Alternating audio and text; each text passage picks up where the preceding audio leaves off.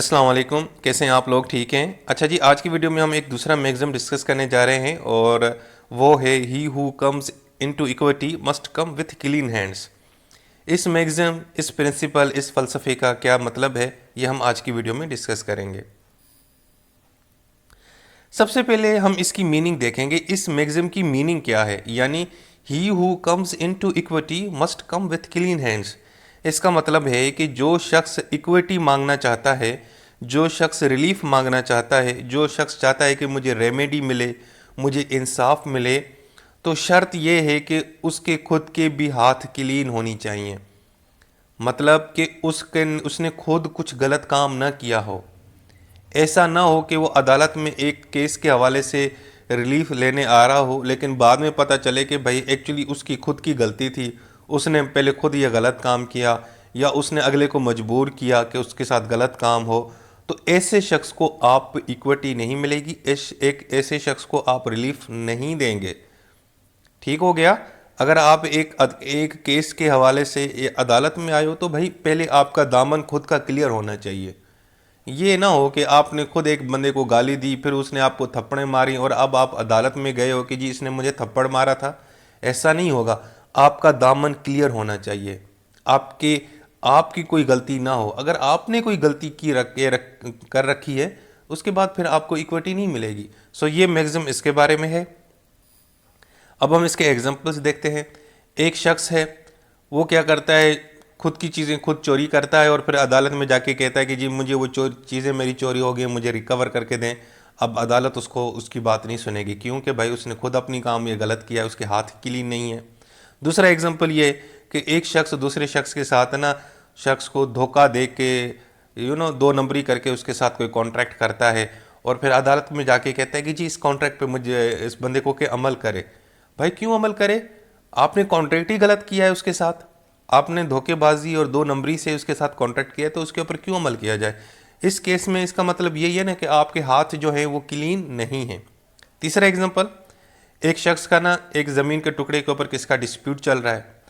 तो अब आप अदालत में जाके कहें कि सर इसको कहें कि ये मेरा जो ज़मीन का टुकड़ा मुझे वापस दिया जाए, लेकिन बाद में पता चलता है कि भाई आपने खुद वायोलेशन की हुई है, आपने खुद ट्रेस पास किया हुआ है, तो फिर आपका केस नहीं सुना जाएगा। क्यों? अदालत क्या कहेगी? अदालत कहेगी कि भाई पहले अपना दामन तो क्लियर करके आओ।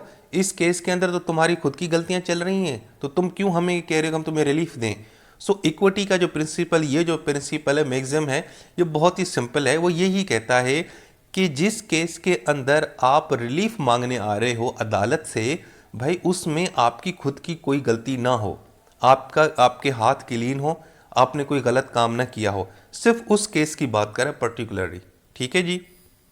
अब इसकी एप्लीकेशंस देखते हैं। Number one, fraud. अगर आपने किसी के साथ फ्रॉड किया है बिजनेस ट्रांजैक्शन में, तो उसके बाद आपको भाई कोई रिलीफ नहीं मिलेगा। आपने खुद उसके साथ गलत काम किया और फिर आप रिलीफ मांगने गए हैं। दूसरा, ट्रस्ट, यानी कि आप बेनिफिशरी जो है ना, वो ट्रस्टी को ये नहीं कह सकता कि जनाब मुझे ना फ़ायदा पहुंचाए, जबकि खुद आपने ट्रस्टी के साथ जो है ना उसको मजबूर किया, उसको धोखा दे के, उसको प्रेशराइज करके उसका वो जो ट्रस्ट का जो कॉन्ट्रैक्ट है वो आपने ब्रीच करवाया, और उसके बाद आप कह रहे हैं कि जी मुझे ना ट्रस्टी पैसा दे, मुझे फ़ायदा दे। भाई आपने उसको क्यों प्रेशराइज करके उसका जो है ना ट्रस्ट जो कॉन्ट्रैक्ट था वो आपने उसको ब्रीच किया। इसके अलावा वायोलेशन ऑफ कॉन्ट्रैक्ट, अगर आप कॉन्ट्रैक्ट की वायोलेशन करते हो और फिर आप खुद कॉन्ट्रैक्ट की वायोलेशन करते हो और अदालत में जाके कहते हो कि जी सर ये कॉन्ट्रैक्ट पे अमल नहीं कर रहा, तो अगला कहेगा सर इसने खुद पहले वो कॉन्ट्रैक्ट की वायोलेशन की है। तो इसका मतलब है कि आपके हाथ क्लीन होने चाहिए। ऐसा नहीं होना चाहिए कि आप खुद गलत काम करते हो और फिर उसी केस के अंदर लोगों को सू करते फिरे अदालत में। ऐसा नहीं होगा।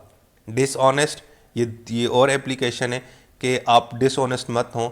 अगर आप किसी मुकदमे के अंदर आए हो तो आपको ईमानदार होना चाहिए, आपको क्लीन होना चाहिए कि आपकी खुद की कोई गलती ना हो, आप मासूम थे लेकिन दूसरे ने आपके साथ गलत किया। लेकिन अगर आपने भी खुद दो नंबरी की हुई है, आपने भी बेईमानी की हुई है, तो भाई आपको रिलीफ नहीं मिलेगा। इसी तरीके से अगर आपने टॉर्ट किया हुआ है और उसके बाद फिर आप डैमेजेस मांगने गए हो, ये नहीं होगा। मिसाल के तौर पे आप अदालत जाते हो और कहते हो कि यार वो असद जो है ना, उसने मुझे थप्पड़ मारे हैं, तो अदालत मुझे डैमेजेस पे करे। तो अदालत असद को बुलाएगी तो असद कहेगा सर एक्चुअली इसने मुझे पहले गालियां दी तो फिर ही मैंने उसको किया। यानी कि भाई पहले आपकी खुद की गलती थी ना, और अब आप अदालत को कहते हो कि मुझे रिलीफ दो, ऐसे नहीं होगा। अब हम इसकी कुछ लिमिटेशंस के बारे में डिस्कस करेंगे। भाई लिमिटेशन एक ही है, वो यही है कि आपने इस केस के अंदर जो शख्स रिलीफ मांगने गया है उसका जो कंडक्ट है वो सिर्फ आपने उस केस के अंदर ही देखना है कि उस केस के अंदर अगर कुछ उसने गलत किया है, उसके हाथ क्लीन नहीं है, उसका दामन क्लीन नहीं है, तो उसी केस के अंदर आपने कंडक्ट देखना है। अगर हाँ उस केस के अंदर उसका कंडक्ट सही नहीं है, उसने खुद दो नंबरी की है, फ्रॉड किया है, झूठ बोल रहा है, तो उसको रिलीफ नहीं मिलेगा। बाकी ओवरऑल उसका जो कंडक्ट है वो नहीं देखेंगे, यानी जनरल कंडक्ट नहीं देखेंगे। अब मिसाल के तौर पे एक शख्स ने दूसरे शख्स को थप्पड़ मारा और वो अदालत चला गया और अदालत को कहता है कि सर मैंने इस थप्पड़ इसको इसलिए मारा क्योंकि ये अक्सर लोगों को गालियां देता फिर रहा है। तो अब अदालत पता क्या कहेगी? अदालत ये कहेगी यार इस केस में तुम्हें तो गाली नहीं दी थी ना, जी ने मुझे नहीं दी थी, लेकिन लोगों को देता रहता है। तो भाई वो तो जनरल कंडक्ट हो गया ना। हमने सिर्फ इस मुकदमे में देखना है कि हाँ अगर इस मुकदमे के अंदर उसने गाली दी, फिर जो है ना आपने उसको थप्पड़ मारा, फिर एक अलग बात होगी। अदरवाइज आपने इसका जो कंडक्ट है ना उसको डिस्कस नहीं करना। हाँ इस केस के अंदर ही आपने देखा है, अगर कोई शख्स सिर्फ उस केस के अंदर उसका कंडक्ट सही नहीं है तो उसी कंडक्ट के अंदर उसको उस केस के अंदर उसको रिलीफ नहीं मिलेगा। बाकी आम तौर पे वो आम लाइफ में क्या करता फिरता है भाई वो हमारा उससे कोई गर्ज नहीं है, हमने सिर्फ उस मुकदमे के अंदर देखना है। ठीक है, ये जी जनाब इसकी लिमिटेशन है। अब कुछ एक्सेप्शंस हैं। नंबर 1, अब इसमें पहली बात ये कि अगर अपोजिंग पार्टी है वो खुद कहती है कि सर ठीक है सर जाने दें, मुझे नहीं इसकी ये जो इसने ये जो दो नंबरी करा, ये जो फ्रॉड किया है, जो इसने जो मिसकंडक्ट किया है, यानी वो इग्नोर कर दे। ठीक है। दूसरा गुड फेथ में कि आपने एक्चुअली वो जो गलत काम किया था वो एक्चुअली गुड फेथ में किया था। मिसाल के तौर पर एक शख्स ने आपको थप्पड़ मारा और आप अदालत चले गए, सर इसने मुझे थप्पड़ मारा, तो अगला कहेगा सर इसने मेरा बाजू पकड़ा था, तो आप कहोगे सर मैंने इसका बाजू इसीलिए पकड़ा था कि वो क्योंकि एक्चुअली ना एक छोटे बच्चे को मारा तो मैंने इसको रोका, तो उसको रोका तो उसने मुझे थप्पड़ मार दिया। यानी वो आपने जो काम किया था छोटा मोटा जो गलत था वो भी एक्चुअली आपकी गुड फेथ में था। ठीक है। और अगर कोई पब्लिक पॉलिसी हो, पब्लिक पॉलिसी में आपको ये कहा जाता है कि जी आपने लोगों को रोकना है जो एहतजाज कर रहे हैं और आप उनको रोक रहे हो और वो फिर आपके साथ आपके ऊपर तशद्दुद करते हैं और आप उल्टा उनके ऊपर तशद्दुद करते हो, तो आप कहते हैं कि सर हमें ऊपर से हुक्म मिला था, हमारा कानून था कि हमने पब्लिक पॉलिसी के ऊपर अमल करना है।